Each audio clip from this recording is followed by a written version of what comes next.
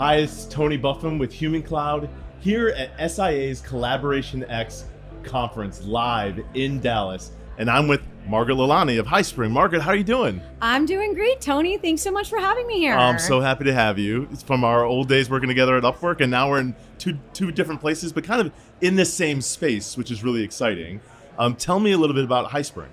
Yeah, so Highspring is a global professional services firm. We focus on consulting, managed services, and talent solutions. Although the Highspring name is relatively new, we rebranded to Highspring this year in Q1. The company actually has a almost 25-year history. Started out in staffing and expanded into other areas. Yeah, I mean, are you that old, Tony? Barely. Sorry, I couldn't resist. It's all good, all good. So you've broken out into some other areas, you said, since it started out in staffing. We have, and our founders really started in accounting and finance staffing, broadened into other verticals, and then as the company evolved, realized that our clients needed more than just staffing. While we do staffing, we branched into executive search, but our clients were demanding outcomes, so we looked at management consulting as well as outsourcing, and over the years have become a global company.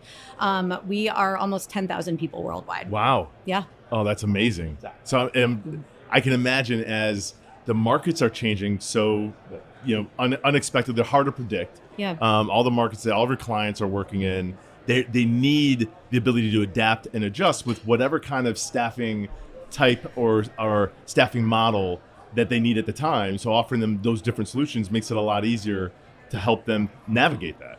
Yeah, 100%. And I kind of alluded to this in what I was just saying, but when our clients come in, we really try to meet them where they are. Yeah. We try to look at them as helping as a partner to help solve their business problems. And so one size may not fit all, where a company may be introduced to us for a basic staffing need to backfill a position or something like that, or even bring in a small team. As we get to talk to them and we uncover the problems that they're trying to solve and the goals that they have, it may turn out that, they need interim search or they need executive search. They may actually need a global team because it's important to them to follow the sun. They may need a nearshore team because they want to have extended resources, but within their time zone and within their language constraint. They may need management consulting for top line strategy as well. And so bringing all of that together under one umbrella really allows us to be agile and get them what they need. And so we've actually developed something that we like to call the Agility Index that we utilize with our clients, where we will go in and do an assessment of how agile a company is. And we've built a calculator as well that we keep on our website that allows them to do so as well. Oh, so they can go in there themselves and get kind of a sense of what is our agility score right now? Yeah, so we're working on the self-service version of that. So right now we are doing the calculator hand in hand with our clients, but the goal is to have this be a self-service indicator. Great. So you can go in and really get a basic assessment of how agile you are, because especially in today's environment, agility is probably the number one thing that companies need. Yeah, and they can accomplish that more effectively by leveraging the whole ecosystem of partners or tools or different talent models to make them be as successful as possible. 100%. It's the right need at the right time with the right talent at the right price and the right quality. So it allows them to flex up and flex down. Yeah, and I find that while conferences like this and others, we talk a lot about AI. Yeah. And people are thinking, well, you get agility through more technology. We know that's not the case. But how are companies leveraging AI to help, approach some of those needs? Yeah, well, it's interesting, and I spent a lot of time thinking about this, so I'm very glad you asked. A lot of companies over the last couple of years have really engaged with AI around the fringes. It's what are the lowest level things that we don't want to do anymore, that we can have the machine do, and that's great. I mean, it's a good way to get into it. It's a good way to drive adoption within an organization. But if you do that and you just stop there, you're never going to get the full value.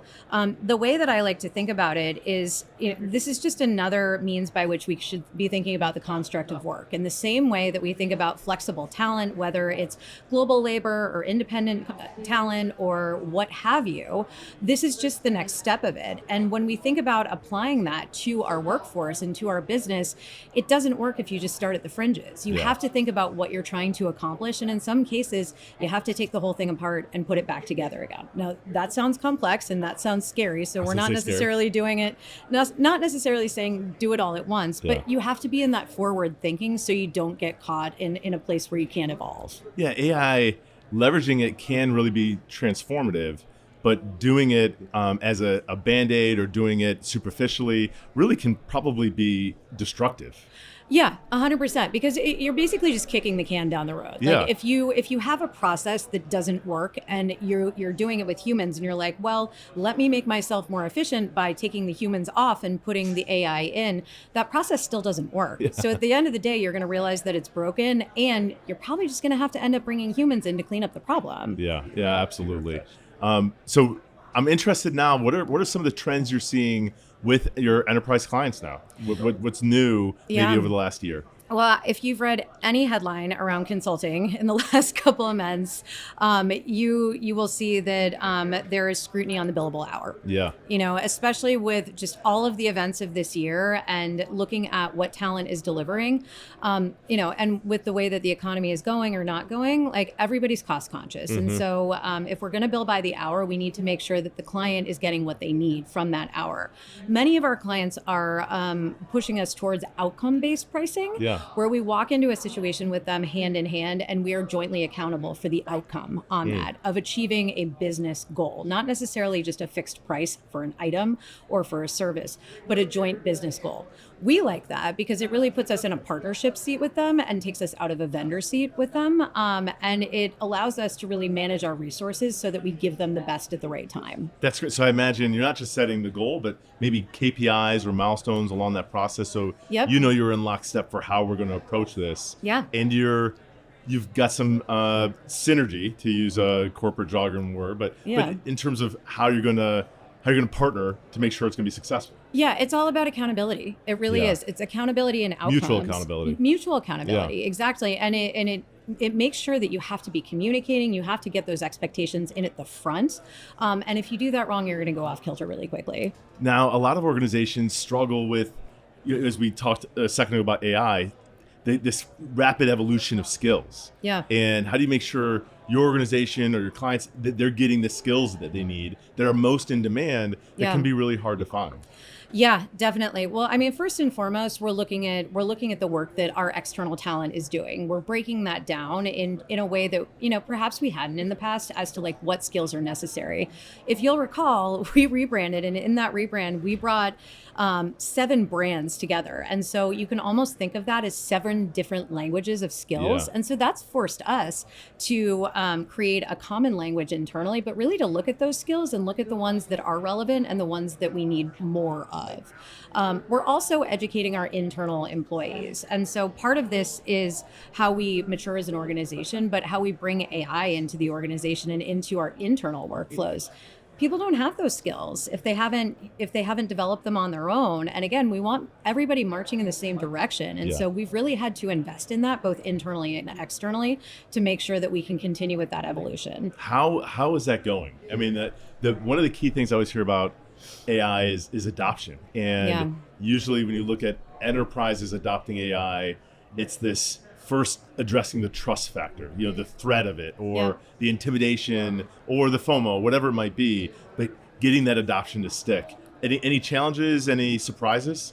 Well, I mean, I'll start, I think, like the most important thing is with the narrative. Like, you can't go in with gloom and doom. You have to be realistic. But at the last SIA conference, there was somebody who was in their presentation referred to AI as the humans are still the superheroes. We're just giving them the capes with AI, which I love. Yeah. And so, like, thinking about it that way, if you don't manage expectations on the front end, though, that fear is going to come out. Like, the other thing is really looking at how you can centralize things, not necessarily like ruling with an iron fist, but putting up a wins wall, if you will, for early adoption so that you build virality, finding your influencers, the people who are doing it and doing it right, and like holding hands with them as you build up the governance so that it becomes a collective effort.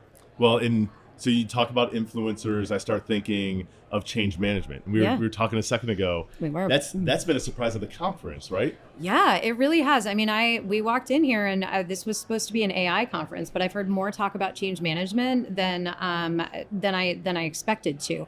I'm glad though that we are talking about it because I think it really is the most important thing. Absolutely. You know, as we evolve, as staffing as an industry evolves, as human capital evolves, the change management, if it's not executed properly, is going to leave too many people behind. And I'm sure that's important for you, but it's also important for your clients as you're helping them on the same journey that really you're going through. Yeah, I mean, customer zero is a concept that I've loved for a long time. You know, like I like to speak about it more elegantly, and as you know, call it drinking your own champagne a bit. So we're taking these use cases in house, and then we're able to go out and talk to our clients and say, hey, we're doing this already. We are your proof point. So it's a much better way to do it than just say, hey, we designed this deck. Now you need to follow the instructions, go do it, and we're going to bill you by the hour for it. Yeah, I do like though, to your point, that AI is definitely a theme in the conference. There's tons of AI companies here, but I've already done several of these podcast interviews. Yeah. So many of them have talked about AI is really change management. Like for it to be successful, it's transformative, which means you have to manage the adoption. You have to make sure that you're planning and it's strategic and you're building a vision around it that the whole organization can get aligned in behind. Yeah, I mean, we are going through a rapid transformation in the professional world. If you think back to, you know, when electricity came on the scene and people had to transition from like gaslit lamps in their homes to having a light switch, like that's a huge change. Yeah. And now apply that to where we are today. Like again, you have to meet people where they are. You have to have that empathy. You have to manage expectations. You have to bring them along with you. Yeah. Someone said earlier, it wasn't 30 years ago, people didn't really know how to type. Like not everybody, we all know how to type. And I was thinking, not only know how to type, but type pretty effectively with just your thumbs. Oh my God. I talk to my son and I tell him about the good old days, or not the good old days, but the olden times before we had the internet. And he's like, I don't believe you. It is hard for them to get their hand, understandably, because now it's moving so fast. They have access to so much information everywhere they go. It can be overwhelming. And we all live in that world and it's only accelerating. Yeah. So making sure our organizations are prepared for that and making sure our clients are making the best decisions they can to make sure they're prepared for that. It really requires there's no one simple solution. So it requires access to all of the different employment types or talent resourcing, channels that you can find. Yeah, 100%. And so like we're constantly looking at that. And I and my peers and the rest of my organization, we're really diving into as much learning as we possibly can. Just talk to as many people, read the books, read the articles, like have a curious mind. If you don't stay curious, it's a big hindrance. Yeah. So as a CRO, what are you bringing to that role in terms of that vision for where you think Highspring can go? Like what's the horizon that you're starting to build a vision around?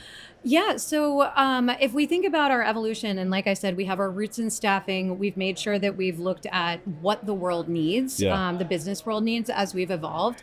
This is the next frontier. It's looking at how we become an AI-driven company. And as we move into the future, how do we blend a digital workforce in with our already existing domestic workforce and global workforce? Yeah. And really, how do we tell that story? How do we become obviously we want a larger piece of the market share, but at the end of the day, like we also want to positively influence how the world works. Absolutely. Well, and just like you said, being customer zero, you want the same thing for your clients. Yeah. As you start to build that out, what are some of the hurdles or points of resistance that you see as trends across enterprises that they're thinking and intend to do the same thing, but have some hesitation? You know what's interesting is I feel like when AI came on the scene, nobody knew what to do with it, right? And like the big thing was like go in, consult, teach on how to use AI. That was the end of 2022. That was 2023. It's almost 2026 now. Yeah. What I found is that most enterprises are doing something with AI, but they probably started early, and whatever they were doing doesn't necessarily have the longevity because they started with generative AI. We've moved into the world of agentic AI, and we're looking at what is on the next next frontier. Yeah. And so the hardest part to your question is really examining what is in their ecosystem and then being able to give that guidance and look at our own ecosystem and think about, okay, what are the best practices and how do we get everybody marching in the same direction? I think that many enterprises are experiencing this similarly right now. Yeah, and I think it's hard for any organization to look internally when they're trying to move forward so fast. Yeah.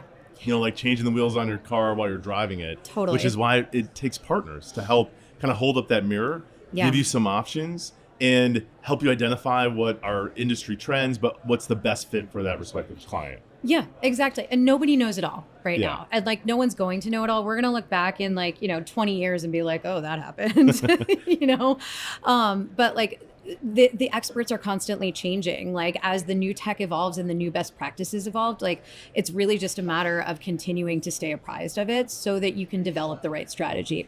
The other thing is like we're not solving new problems here. Yeah. Like and I hit on this earlier. Like at the end of the day, like the business problems are the business problems that we had 5 years ago. They just might have a different skin on them. Yeah. And so if we think about like breaking those down into pieces and then thinking about where we're solving, like we're not doing anything novel here. And so we don't need to be intimidated by it. I really like that point because it is at its outset, it can be overwhelming and intimidating. You see .ai is growing and growing and you hear about a lot of new technology and you hear about all these new launches and new versions of tools we're already using. People can get really overwhelmed, but a lot of what's overwhelming is the hype that's overwhelming. Actually applying it and learning it is pretty fun and engaging once you get over that initial fear. Absolutely. Absolutely. And thinking about like, okay, 5 years ago, I had X number of tools in my toolkit to solve a business problem. Well, I have a really big one now, and it's AI. And so how do I layer that in with everything else that I've got as my other tools evolve? And so it's just broadening your tool set so that you can be a better solution provider. Now, what right now are you working on or about to work on that you're the most excited about? Well, I just expanded our European operations, Okay. so that was really exciting. We already had a bit of a base over there, but we opened up an office in Dublin, and so we've just brought on an EU team that complements our APAC team and our Latin America team. So that going back to people, I am very, very excited about just to connect all those global points and really be able to deliver with our across the realm. What's really fun though, getting back to the AI question, is I brought the team together for like their first meeting, and we ran around the room and talked about how each of them were using AI in either the orgs that they came from or in their best practices. And the conversation was like off the wall, like through the charts. Like it was amazing at all of these ideas that these people brought in and the amazing talent that we brought in through this new endeavor. Now, we've decided that we're going to make a habit of that. Anytime we bring on a new hire, it's going to be a requirement to talk, like to obviously not disclosing anything confidential, but to make sure that we're bringing in those fresh ideas and thinking about those best practices and really like just continuing the brain trust there to make sure that we're getting it. There's nothing better than or hearing from others how they're actually applying it every day. It's one thing to talk about theory and high level concepts, but what people come up with to solve simple challenges that they experience in their day-to-day work is often so easily applicable to everybody else. We just didn't think of it. But now someone inspired you and it might inspire a brand new thought of a different way that you could use AI that you weren't yesterday. Totally. And so yeah, and that brings it back into this agility index. Like we launched the 1.0, we're not going to stop there. Of course, yeah. So like agility isn't just going to be a buzzword. It really is the name of the game for ever and a day. And so thinking about how we can layer in best practices and the learnings that we get at a conference like this and talking to other experts out there and just continuing to stay on top of it so that both we and our customers can remain agile. Well, I love that. I love the agility index. Yep. If people are interested in that or in anything else that Highspring has to offer, what's the best way to get in touch with you and the organization? Yeah, so definitely check out our website. It's highspring.com, and there's information about all of that on there. There are prompts to get in touch with an account rep, but also find me on LinkedIn. Always happy to have a conversation. Like I said, I love talking to people. That's great. Well, thank you so much for joining us. Yeah. Looking forward to hanging out with you the rest of this conference. Yeah. And best of luck. Awesome. Thanks so much, Tony.